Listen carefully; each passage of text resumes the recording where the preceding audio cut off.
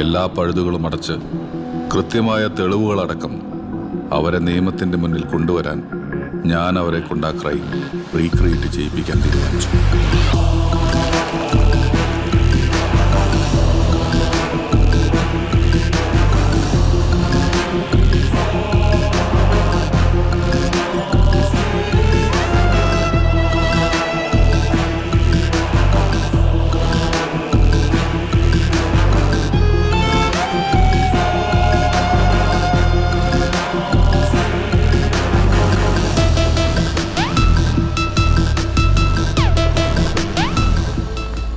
Sir, ഇന്ന് പകൽ എനിക്കൊരു ആക്സിഡൻറ്റ് പറ്റും. ഞാൻ മരണപ്പെട്ടാൽ എൻ്റെ അവയവങ്ങൾ ദാനം ചെയ്യപ്പെടും. എൻ്റെ ഹൃദയം സിറ്റി ഹോസ്പിറ്റലിലെ മൃതസഞ്ജീവനി ലിസ്റ്റിലുള്ള വ്യക്തിക്കാണെന്ന രീതിയിലായിരിക്കും കൊണ്ടുപോകുന്നത്. പക്ഷെ മറ്റാർക്കു വേണ്ടിയാണ് അവിടെ എത്തപ്പെടുക. സർജറി എല്ലാം നടന്ന് 24 മണിക്കൂർ കഴിഞ്ഞതിന് ശേഷം ഇതിനെക്കുറിച്ച് അന്വേഷിച്ച് ശാസ്ത്രീയമായ തെളിവുകളോടെ പ്രതികളെ നിയമത്തിന് മുന്നിൽ കൊണ്ടുവരണം.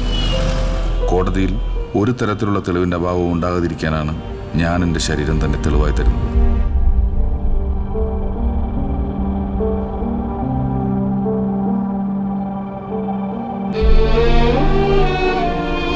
ജോസഫ് ഒരു രക്തസാക്ഷിയാണ്.